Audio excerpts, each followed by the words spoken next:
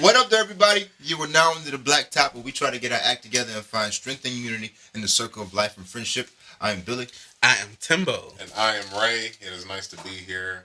Like, actually here, together. Physically here in the same space. This is for the first time. Since we've been taping, which has been a very long time. Yeah, so this is cool. That's very cool. Yeah, Timbo, how you been?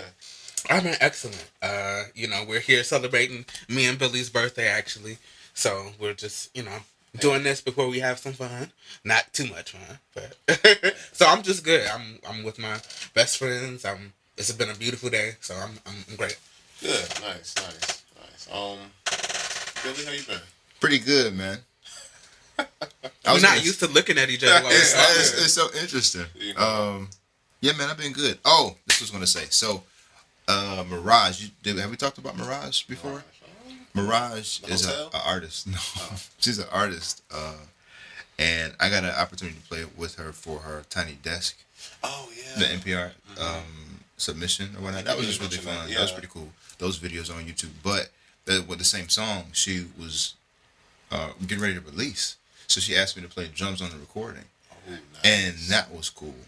That was the first time I'd ever played drums as a musician. Like I can play breaks and chop them up or whatnot. Right. But playing a full song as a musician, that was my first time. Yay! And that was cool, man. It was very cool. And the song is out. What's the name of the song? Don't It. Okay. By Mirage Virtuoso. Yeah, he did a great job of putting it on his social media. I've been busy, so I haven't had a chance to tune into it, but I did see the post. That's fine. And it's like the first time I got to use everything. Okay. I recorded it in my own space. And that's cool. Dope. Yeah. And Joshua Woods did a really good job of making everything sound nice. So, as a milestone for me. Yeah, dope. That was pretty cool. So yeah, man, that's how like my recent couple weeks have been. How have you been? Yeah, you. How have you? Oh man, I've been good, man. I can't complain at all, man. Just been working, family life, same old. Yeah, just loving it all. Nothing to complain about. Just using this Lent to try to get closer to God, and like my spiritual journey and stuff. Just trying to make sure I do something kind of spiritual. I always miss in the this Lent. spirit every day. So it's been a journey trying to remember, not trying to remember, but some days you're absent minded. So Yeah, you gotta get back into it. It's been a journey though, and it's been good, and it's overall positive. So Okay. I like that. All right, cool. But yeah, other than that, we got little stuff going around. Oh, okay. Let's just get it out. Let's just go ahead and talk about it. Everybody already talked about it. Everybody said everything. Sure. The slap. The slap heard around the world. Yeah. Anything we need to say about it? Anything? Pray for the man. Yeah. Pray for the man. But no, like I told y'all in our personal conversation before, it's just, if I just know my particular significant other would not care for that. So Right. I would not have handled it that way. I got the anger, though, to a degree. I know some people are like, well, he was laughing. Sometimes it takes a minute for a joke to land. Like, y'all know when y'all was in school and you had kids capping on you and everybody would be laughing. You'd be like, hold on, wait, you're actually coming for me now. Right. So I think it was possibly a moment of that. And we just saw a human being a human. Right. And we need to just let it go. Yeah. I don't know. I feel like he was wrong for going up there and slapping that man. He was. I think it's the time and the place for everything. I don't think that... One, I think it showed kind of... I think he was wrong for slapping him, and then he was wrong for slapping him where he slapped him. Too. Right. For sure. Just the venue and just all of it, which is probably more... Maybe that speaks more to me and how I feel about the white gaze. Because that's kind of what I feel like, why would you go up there and slap this black man in this room full of white people? Right. But maybe it shouldn't matter. I don't know. I think there's a better way to handle it. I think that it's deeper than the joke. And maybe the dude just broke. He just snapped because of some things that I don't know nothing about. You still don't do that. You still have consequences because of what you did. But at the same time, there may be a deeper issue that really needs attention. And it's real easy for us to point the finger at him because we saw it live on TV. Right. But we know people that didn't slap people. Right. We didn't take days and days of berating them and talking about how horrible of a human they are. We just let it the fuck go. This one was wild. So, he got up. Do you think when he got up from his seat that he thought he was gonna slap him when he got to? I figured like, it was you think he got time. up like I'm about to go slap. He didn't get up to talk. I don't know what he got up to say. I mean, I guess you don't get it. Why get up to talk, right? I can talk to you when you get down. Yeah, like that's true. He knew what he was doing. They said he was Like, walking with his hands behind his back. He was trying to get that velocity right. He challenged that nigga to a he duel. did though. He swung into it, right? Right. Yeah. It was this whole diagonal type of trajectory. Yeah. So, man. shout I out to- mean, yeah, I just wish them the best. They're gonna work it out and all of that, but no, from what I hear, it's already been squashed. Like they didn't know. It's just the media press won't let it charges go. or anything. Mhm. So the media, it's like, no. right, exactly. I mean, but yeah. But you know, so that's interesting. Yeah. Mhm. Other news. And local news. I guess it's good to be a Detroit Lions fan right now. You know, Can't wait, bro. we got the I draft cannot coming wait. in a couple years, and also the Lions are going to be on Hard Knocks. Yes. So that'll be interesting to see. I can't wait. I'm so excited to see this. What is Hard Knocks? I have to be that person, y'all. I don't know. It's perfect, man. How would you explain it? Hard Knocks is where HBO goes around and during the like training camp portion, Okay. before like the real season, they follow one team around and kind of just see what the stories are, and follow and just see what's Okay, going that's on. cool. And they, Yeah, because they that's go cool. from team to team every year. That's cool. That's That's awesome. cool, Yeah. man. I hadn't seen it in a very long time, or maybe never really paid attention to it. Mhm. And there was one on HBO for the Colts for last season, maybe the season right before. Mhm. And it was super interesting to see the families and the babies and the Yeah. lifestyles, and then just how the players think, and to see them as human beings, not just a part of this massive team going against this other Right, massive team. right. Like this screen just poses this obstacle. Just overlook the individual human effort when you have a special person or a special player who thinks and is just on another level.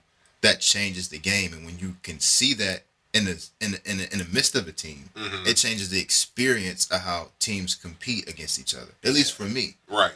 So I can't wait, and I can't wait to see these players who they brought back from last year that fought really hard, Yeah. and see how they think and see how they work together. I want to see the coach, man. I I do want to see too. Coach Campbell. I do think too. He's already a character in himself. Michael So just to Brockers. see him out there. Uh-huh. Yeah, Brockers. No, yeah. Michael Brocker said that he's like the quietest. Is he really? Yeah. That'd He be said he's the interesting. quietest person. It's gonna be very interesting. I'm I want excited. to see Jamal Williams. Yeah. Yeah, because he's a character already. He's just so fun. He It's is. just every interview. Uh-huh. So just to see him just for a full season of Hard Knocks, I think that he'll be one of the standouts there. Yeah. It'd be kind of cool to see some of our Amon-Ra St. Brown. Can't wait. It'll be awesome. Just his rookie year, he came out and just blazed it. Just to see his where he's gonna make his next steps. Whoever we bring in the draft, it'd be cool just to see the 2 first-round picks maybe, and see what the impact that they may have. Yeah. Even Goff, right? Our quarterback. What is he gonna do? How is he feeling? There's some storylines there that I will be interested to see. Yeah. I kind of want him to get it done. I think that year 2 of the rebuild is a good time to go ahead and get it done. Mhm. So next year, where it's really time to focus, in my opinion, like really looking for the playoffs, Mm-hmm. they can focus on that, and it'll be kind of, well, we don't have to focus on Hard Knocks and no distractions. I think this is kind of perfect timing. Yeah. And I think it's cool that again with the draft coming in a couple of years, I think I'm gonna definitely try to get down in April. What's it, April 2024? I think is when the draft is gonna be here. How do you get the pre-sale tickets? No idea. I will find out, and we will. I think Yeah. y'all gotta have some kind of connections for that. Man, I have no idea. Mhm. They have to have something open for the public, I would think. Right. Like some kind of ticket sales or something. But it's gonna be cool. So I'm happy to see Detroit get some shine. Hopefully, hopefully for Hard Knocks that the Lions don't go out there and embarrass us, and hopefully for the draft. It's above y'all now. Right. That's the truth. And hopefully for the draft, they can just make the city look good, and it'd be exciting. Yeah. Yeah. But other than that, I don't think I had any more news. Any news you guys want to talk about? Anything? Nope. No. All right. Well, moving on to music. What we listen to, Tim? All right. This episode we listened to Black Radio 3 by the great Robert Glasper. I only knew about him because I'm a huge Erykah Badu and Jill Scott fan, and they've worked with him, and they've raved about just how good of a producer he is. Okay. So I would just love to hear everybody's thoughts about the project that we listened to. I thought it was really, really good. I thought it was a beautiful amalgamation of song, poetry, and thought. It was just all just kind of just perfect for me. I really liked it. It was, I think I listened to it just straight through. It wasn't anything I wanted to skip. I'm really looking to get it on vinyl. I even looked for it already. This one easily probably one of the top albums that we've kind of listened to. Okay. I liked it. What'd you guys think? I echo your sentiments. The poem, the way that it progressed and grew, by the time it just covered this wide span and depth of understanding and connection and metaphor. It was super cool. It was. I didn't know it was going that deep, and I was happy the entire ride.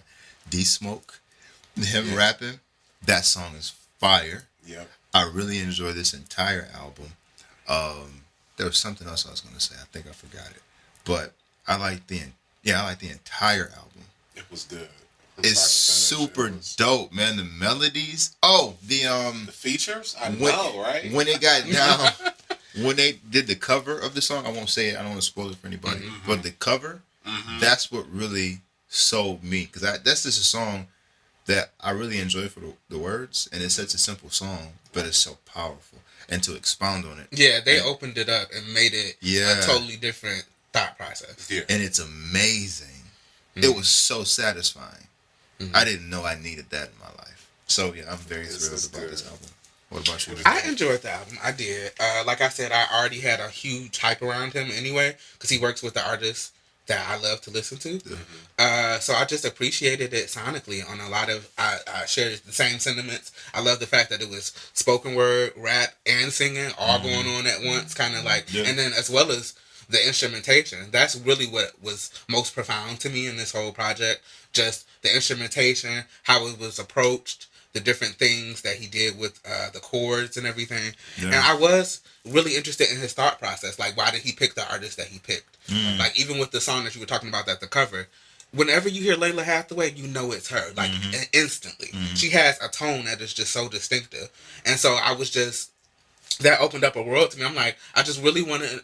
I guess he just enjoys working with these people. I don't know. I don't know exactly what it is, but I was very happy to listen to the album. Yeah. For sure.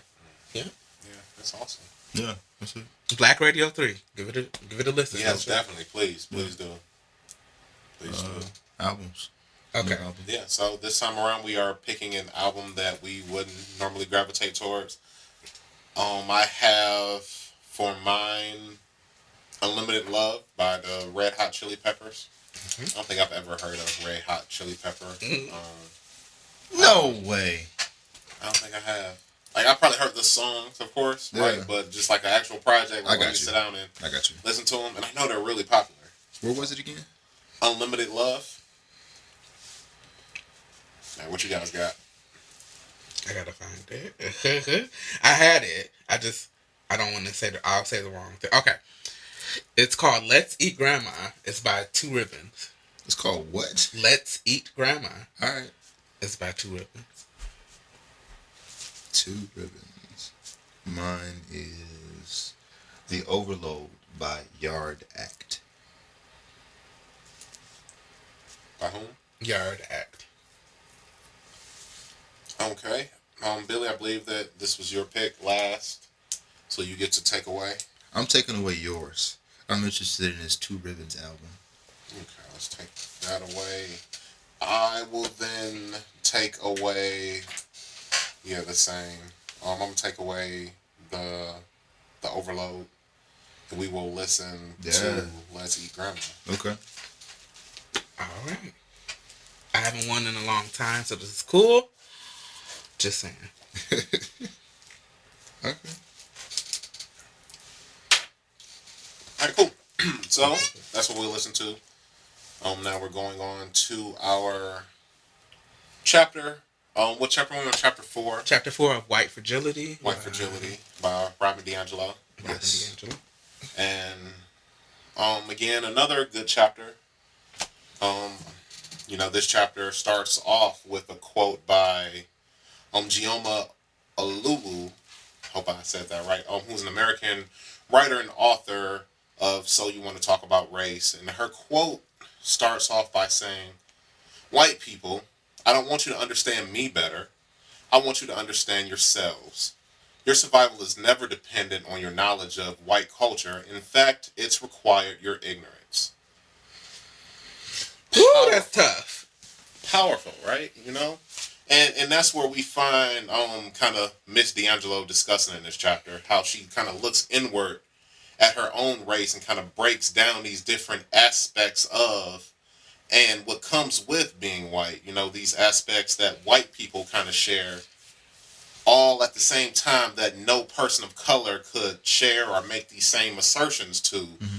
Aspects such as she touched on belonging, freedom from burden of race, freedom of movement, white solidarity, racial innocence, among other topics. And she does this, as always, in just a way where it seems as if it would be just difficult to refute some of the stuff that she's saying, you know?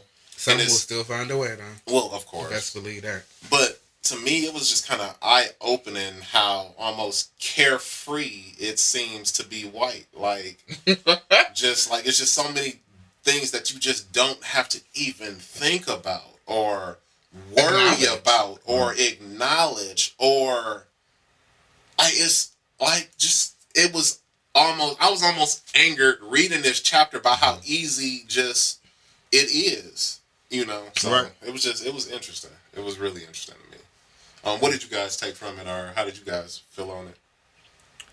It's wild. It is, especially the segment about belonging in the hospitals.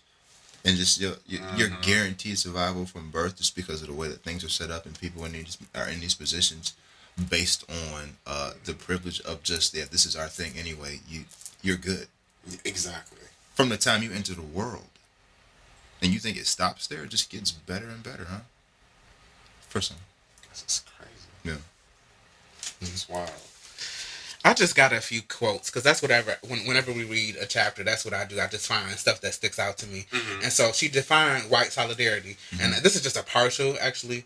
But it says, the unspoken agreement amongst whites to protect white advantage and not cause another white person to feel racial discomfort. Mm-hmm. Mm-hmm. That's funny because I highlighted the same thing. Mm-hmm. And it's just...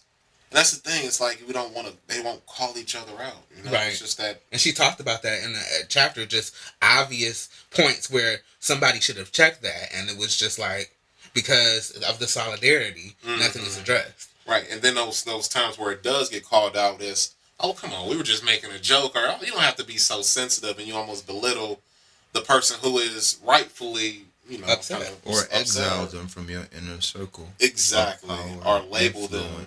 And all of these things. Right. It's crazy. Mm-hmm. What ends up happening for me is that I like so much of what she says, I highlight almost entire pages or half pages.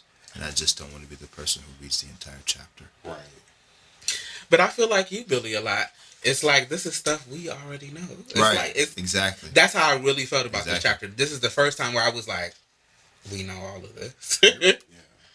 I mean, but it's stuff that they don't know. Right. And it's just, but that's just so crazy because they don't have to think about we grow up in the same America, you say. Even just but we have totally different experiences of it. Where they were talking about, like, the just people portion of it, when they were talking about how we have all these authors and how we think of these authors, but then the other great authors, we have to name black. No, this is a great black author. Mm-hmm. How come she can't just be a great author? Exactly. Like, she's dope in her... You know, Toni Morrison is dope in her own right. Why do we only bring her out as a black author, or when it's, you know, convenient to speak on that? Right. Like, it's just...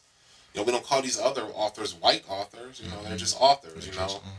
It's just funny because you label everything that's not white because white is the already accepted kind of thing. Just they don't think about it like that, you know. Because they don't have to. And I forgot the specific thing that this quote was about, but it says It was talking about basically getting things back to where they were. Basically saying "Make America Great Again." The good old like days. Where she was getting at. It said she said romanticize recollection of the past and calls for a return to former ways are a function of white privilege, which, I mean, that's not very shocking. Mm-hmm. But, I mean, it's just breaking it down. Because it is romanticized. Make America great again. Absolutely it is. That's very romanticized. Like you said, it was born out of war, wasn't it? War and civil unrest. Mm-hmm. I love it. Like, so the good old days.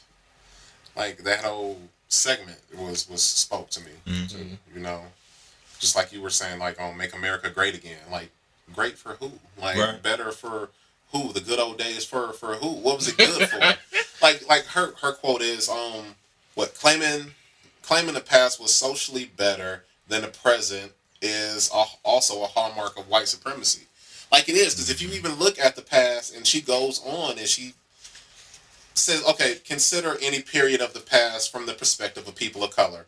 246 years of slavery, the rape of black women for the pleasure of white men. And I mean, she just goes on and on. The attempted genocide of indigenous people, sharecropping, Chinese exclusion. I'm skipping around, bans on voting. It's like, better for who? The good old days for who? Exactly. For the white people? Like, and they don't think about it, how it was just accepted. Well, it was good for me, so yeah, it was good for everybody. This is the good old days, right? Right? Do you know what I thought about when I read that? What? When Brett Favre was talking about, I wish football would just go back without the politics. But the only politics that have been recent. Exactly. You know what I mean? Mm-hmm. But if anybody else ever had an issue, whether it was like an emotional issue or like mental health or whatever, it's not as political, but you can still use your platform to bring awareness to it. Mm-hmm. And you can still have football. That's like, wow. I didn't understand the depth of that until I read this. Right. Because that's exactly what it is. By saying that, oh, well, why can we go back to that? Is really just saying, well, I don't want to talk about this. Right. I don't want this to be the focus anymore. Right. Or at all. Mm-hmm.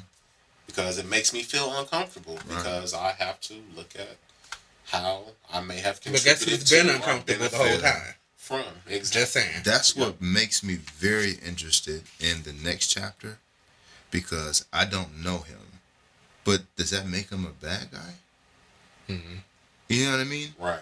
So the good, bad, or /bad binary, I'm very interested to see how she sets these things up, because are you still a good person? How do you rearrange your thinking for that? You say something like that, but you're probably still a decent person, but are you? Mm-hmm. So interesting to me. Yeah. It was cool. I mean, I really like her. I want to read more of her work. I wonder what else she writes. Gotcha.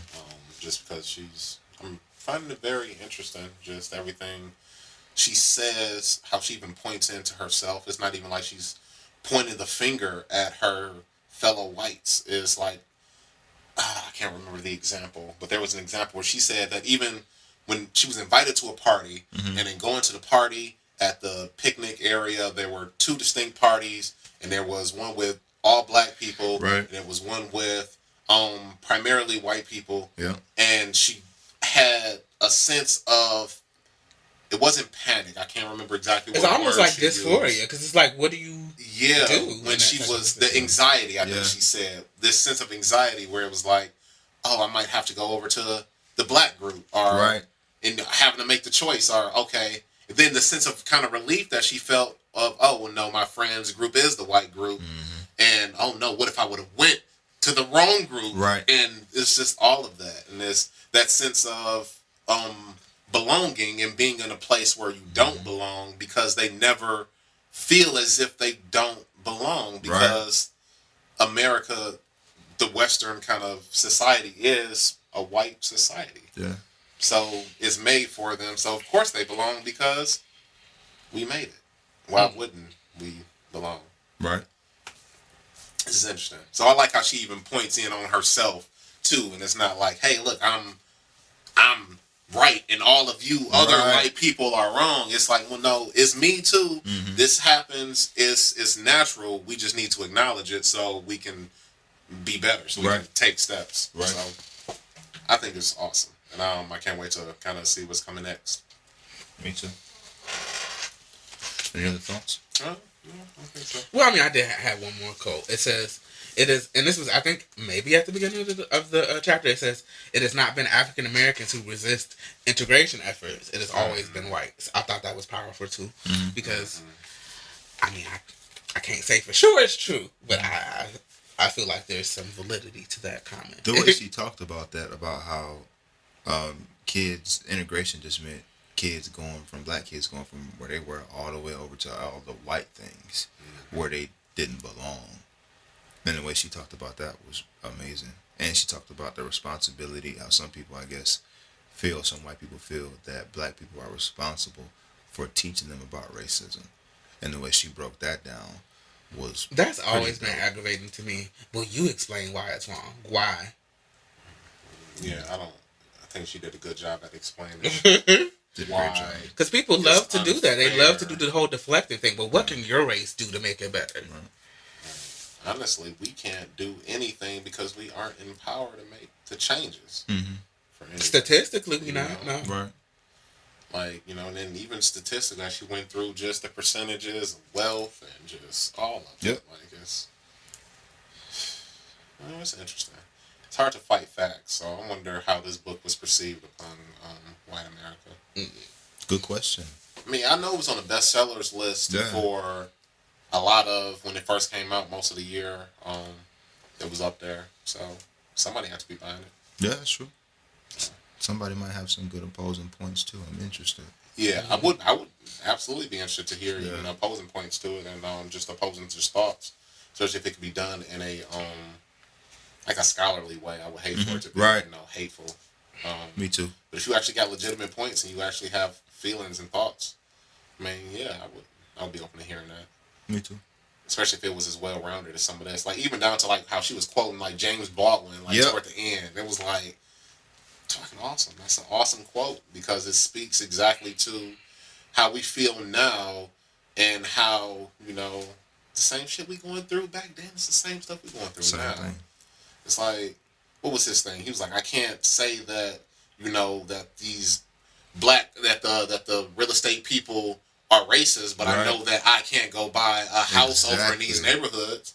I can't say that the school board is not racist, but I know that the quality of education that I'm getting in my local schools aren't comparable to others. Like, and it's crazy because that's the same stuff that we're going through now. It's the same kind of conversations. Yeah, James Baldwin was very prolific. I need to really get into his books. Yeah, for sure. He had a Netflix special that was really good too. I can't remember the name of it, but it was awesome. Another one outside the one we watched? No, yeah, we did all watch that. Yeah, we watched it together. It was amazing. Okay. All right. Yeah, so awesome. What's the name of that next chapter? Chapter 5 is The Good/Bad Binary. Okay, awesome. All right, so we will get on that one. So moving on, we got segment. I think the segment this. What is our segment, Timbo? What we got? It was unprofessional experiences. Unprofessional experiences. And I guess I'm gonna go first because it was my idea. But it's just I had an unprofessional experience. So yeah, what we're going to talk about today is unprofessional experiences. I just had a real unprofessional experience. As y'all know, I have my art business or whatever. It's more than just a business to me. It's actually really who I am, but it's also partly a business. And so I had saw this really great logo that a friend of mine had done, and it was on Facebook, and she just posted it. And so I immediately just went to the girl that did the logo. I didn't talk to my friend. Huge mistake right there, by the way. Anyway, so I just went ahead with this lady. I told her, I said, I'm inquiring about this logo. She was immediately still trying to set up dates, still trying to start working on it. And I'm an artist. I know you're not supposed to work on something if you haven't gotten a deposit on it. So I was like, no, wait till such and such day. I'll have the deposit then. So such and such day came. I couldn't do it the way I wanted to do it. She wanted to do it through Cash App. I was going to use my dad's Cash App because I don't personally have one at this point because with the whole everything going on with the fraud, I just got rid of it. It was not working for me. So he said he had some business to handle. He wasn't able to do it. So I said, okay, well, my mom has Zelle. Could we do Zelle? And she made it very clear she didn't want to do Zelle. But she said, okay, when she gave me the Zelle number, it was a totally different, or the Zelle name. It was a totally different name from the name she had on her profile. So we looked it up. Nothing came up. So I said, okay, let's try something else. A totally different name. I said, okay, I can't do this because something is wrong here. If you're who you say you are, why do you have 3 different names for everything? So I didn't tell her that. I just blocked her. And that was, that's what I chose to do. Some people were like, well, I would have said, hey, I can't do this, blah, blah, blah. She went to the original post and was like, hey, I haven't heard from you. So we had to report it to Facebook. Me and the girl, because it turns out, once I talked to the friend of mine that had worked with her, she was like, oh, I would never suggest that little girl to anybody. She was completely unprofessional the whole way. Oh, wow. So I was just like, yeah. So that was my unprofessional experience. And I'm still looking for somebody to do logos. Oh, you are? Yeah. So. Okay. Just keep that in mind. So just that whole experience was like, well, maybe I'm not the only person that has dealt with something crazy like that. Oh, yeah. I mean, it sucks that you didn't have a good experience. I guess I wish you would have talked to your friend first, right? Yeah. I learned that. Yes. What was your experience like, here? But I saw the finished product, and it looked really nice. So I'm thinking... Right. I wasn't thinking about the process of it. So... Not to mention, she was very pushy along the way, like, about trying to get it done. Oh. And maybe she didn't have a Zelle. Maybe that's why the name. But it's just like, was different. Just like you didn't have the Zelle, you had to go to, hey, moms, maybe she was like, hey, I get that. I can even understand that, but it's just like, just say that. True. You have a whole totally different government name on the Zelle. So, what am I supposed to say? Nah, B. Yeah. Nah, B. Yeah, that's an interesting one. Mm-hmm. No. I was going to A&W. And you talking so low. What's going on? You was expecting a good time at A&W? No, man, no. I was going to A&W, get to the counter. No, I wasn't getting the float. I needed to get a chicken sandwich. And they have a regular chicken sandwich and a club chicken sandwich. I wanted to know the difference. My assumption was the club had bacon and cheese. Right. The other one didn't. Something in my soul told me to ask. So I asked the girl who's there, and she's like, I think it's 2 different types of chicken. One come with tenders, and then one come... I already understand all their chicken sandwiches come with tenders. But it was just her resilience and the fact that she was not going to turn around and ask the person in the kitchen because she really didn't know. She was going to be like... She just said, I don't really know, and just stopped. Yeah. She wasn't going to ask the person who's ask back there. Who do ask the chef. Right, go. He's about to make it. Find the answer. Please. Well, you actually work here. You probably should know what come on the sandwich. She might have been new, though. Even still, you should probably know what come on the sandwich that you sell at your She ain't study establishment. her menu. She didn't. And I had to ask her to ask him what the difference was. Like, well, can you ask I just bypass her completely. Hey, my man's in the back. What's the difference between, that's wild, man. I don't even remember what the difference was, bro. I was just kind of taken aback that she didn't think. So it was a lack of professionalism there. Yes. That's what that was. Yeah. Exactly. She didn't think to ask him. She just I don't know. And I don't know, and you ain't gonna know either. Because I'm not gonna find out. She didn't even look at the sign. Don't you know? Right. She couldn't hear behind her. What that would look like. That's it right there. What I know got tomatoes on it. So maybe it's no tomatoes. Nothing. None of it. I was disappointed. All bad. I was disappointed. That also speaks to, and this is a whole totally different conversation. Yeah. The workforce that we have right now. Mm-hmm. Just like yesterday, I had got with the Checkers. I said I had to repeat my order 3 times. By the way, I told her 2 chili cheese dogs, a medium fry, a small lemonade, and 2 double chicken sandwiches. Is that your go-to order? No, not necessarily. Okay. But I really wanted you just it. had it down. No, I really did.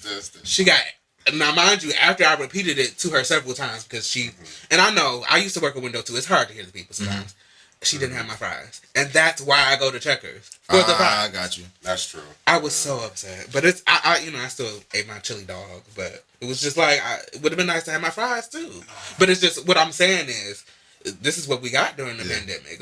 That's true. It's people that don't even want to work that have to kind of still work because unemployment is not giving as much as it used to. So Right. we're going to unfortunately get that mixed bag of people that really they just there. And it's so interesting because at that point in fast food, people want $15 an hour. And I get it. We definitely need enough money to kind of more than minimum wage around needs to be lifted, of course. But if I'm gonna pay, if as a business owner, I'm paying you $15 an hour, I would hope that you get these orders right, like and move with some kind of some snap, some pep in your step Just or saying. something like. If you got time to leave, you got time to clean. Right. I'm like, I don't know, maybe it's just me getting older now where I'm like, oh, well, what is going on? But why are we waiting out here 30 minutes in the drive-thrus? Like, because I was one of the McDonald's people in there making the burgers at one point, and I'm sure I didn't feel like this. So, but, like, for $15 an hour, it's like, but, like, you want $15 an hour, but y'all can't even fix the ice cream machine? Like little stuff like that. Like, come on. And like I've been telling you, I can't get a McFlurry though. Like, How come the shake machine is always down? Because they don't be down. Right, they don't want to put it back up. It's not down. I used to work there. It was never down. They just didn't want to clean it. What's the trouble with the shake? From my experience years ago now. Years and years ago, like years before I met him. It was a bitch to clean. The shake machines, the ice cream machines were a lot to clean, of course, because it's dairy products. So you have to thoroughly clean it, and it was a lot of parts. And it do take a minute. It takes about 30 minutes. It takes to clean it. So I think that's a lot of the hesitation. Yeah, because they don't want to go through that. I'm telling you, I worked there. That's what they did not want to clean it. So that's why they wouldn't do it. Jeez. But, that sucks. That's the best part of, honestly, McDonald's. I don't really go to McDonald's anymore. Me neither. I like the hash browns for breakfast, but honestly, other than that, I'm not a huge... I like a lot of their food, but when I eat it, I feel like it's a rock in my stomach. Let's see. Yeah. That's not cool. Well, that's just you transitioning kind of the healthier eating, too, over the... It is. And I don't like the feeling. I like the taste, but I don't like the feeling. I feel that, though. I'm not going to make a comment there. Yeah, man. Yeah. That's it. Yeah. Crazy. Can you have it? All right, so... We need some maracas. Man, so this is like my first time actually holding... Right, and seeing it in real life. Right, like real time, right? Like this the corduroy velvet? Man, this is legit. That's like straight from Mexico. Yeah, it is. It really is. Please let this be a good question. Can you take that? Thanks. Let's see. What is the best way to discover new music? That's a good question. YouTube music. I have it. It gives me new suggestions all the time, and it's based upon the algorithm that I listen to, and it's usually on point. So YouTube music. Maybe like a forum like Reddit or a reviewer. There's a song that me and JR and I produced called with Near Gaines called Wave Today. And there's they just tagged me in the link a couple days ago from Instagram. The guy was just reviewing the song. Oh, dope. And it's cool. Like sometimes I guess you can submit music. He also has another song that he submitted to T-Pain, and T-Pain reviewed it. He was like, "Yo, I love this record." Oh, that's awesome. That is so cool. So I guess watching people review music or review songs is a great way to find new music. True. Very much true. Tidal, like when Tidal let it go after a playlist or an album, and they'll match it to the album. That's how I do it a lot. The Tidal, they have the mixes, like a little My Mix. Yeah. And they'll just throw songs that you don't necessarily listen to, but that are in that, that same diaspora of what you listen to.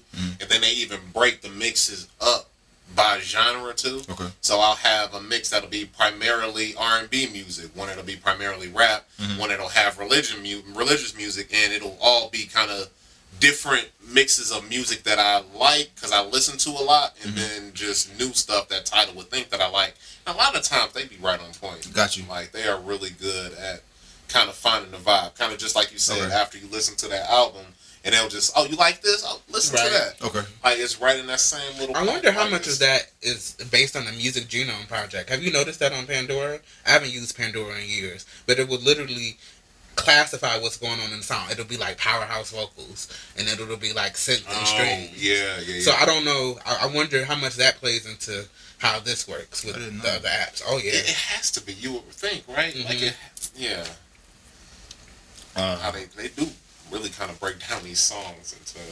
I would say the old school ways to just look for it. Like we look for albums to choose. Oh yeah, that's the most that to me. I didn't go there because I'm like that's common sense. But some people, I think, maybe be do, off-putting because you don't know if you're gonna like it, if it's gonna be a waste of time or not. Mm-hmm. Don't worry about that because you might be surprised. You might not like the first 2 songs of an album, right? But you might like the next 3. Be open to new experiences. Exactly. That's what it's about. Go for the ride, not just what you like. Don't go to it with an open mind and try to accept it for what it is before you judge it for what you do or don't like about it. Because sometimes we like something or don't like something, but we really don't know why. Is it the chords or the melody? No. Is it the sound of a person's voice? No. Then what is it? Right. Why don't you like it? Or are you just accustomed to shutting this style of music out before you really ask yourself, do I like it? I think that's the most important part, especially when people are putting art out. It's not just music. Mm-hmm. Sometimes that's not, we miss that in searching to be served through music, Right. I think sometimes we just forget about that. True. No. Oh, that's it, ain't it? Yeah. Cool. If you like the show, let us know. If you hate the show, let us know. Ray, where can they watch us and listen to us? Man, check us out on YouTube. You can listen to us on, anywhere you can find a podcast, Apple Music, Spotify, all of that good stuff, man. Just listen to us, please. Cool. Timbo, where can they reach us?